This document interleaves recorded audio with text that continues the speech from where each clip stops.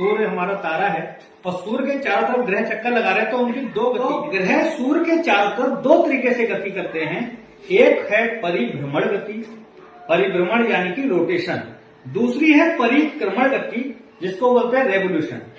तो परिभ्रमण को याद करने के लिए, परिभ्रमण का मतलब है एक ही जगह पे अपनी धुरी पे खड़े खड़े घूम जाना, यह हो गया हमारा परिभ्रमण। और परिक्रमा से याद रख सकते हैं हम परिक्रमण, जो सूर्य के चारों तरफ घूम के परिक्रमा कर रहे हैं वो परिक्रमण होगा। अब सभी ग्रह, 8 ग्रह सूर्य के चारों तरफ परिभ्रमण भी कर रहे हैं और परिक्रमण भी कर रहे हैं। तो सूर्य के चारों तरफ 8 ग्रह एंटी क्लॉकवाइज यानी कि सुई के विपरीत दिशा में गति कर रहे हैं। 8 ग्रह सूर्य के चारों तरफ घड़ी की सुई की गति के विपरीत दिशा में यानी कि एंटी क्लॉकवाइज में गति कर रहे हैं। दूसरा, ये सभी ग्रह अपनी धुरी पर भी घूम रहे हैं।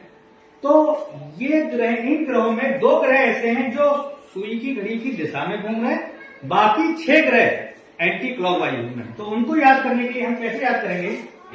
8 ग्रह हैं, पहले सूर्य के चारों तरफ, ये हमें सबसे पहली बात याद रखनी है, सूर्य के चारों तरफ ये एंटी क्लॉकवाइज दिशा में गति कर रहे हैं, यानी कि घड़ी के सुई के विपरीत दिशा में ये घूम रहे हैं। दूसरा, जो अपनी धुरी पे घूम रहे हैं यानी कि परिभ्रमण कर रहे हैं, उनमें 6 ग्रह एंटी क्लॉकवाइज घूम रहे हैं और 2 ग्रह क्लॉकवाइज घूम रहे हैं। इनको याद करने के लिए हम समझ सकते हैं, देखिए पहले से दूसरे नंबर का ग्रह ये घूम रहा है क्लॉकवाइज, दूसरे ग्रह में आ रहा है शुक्र, और अंतिम से जो दूसरा ग्रह है अरुण, ये दोनों ग्रह घड़ी की सुइयों के तरफ घूम रहे हैं यानी कि क्लॉकवाइज घूम रहे हैं।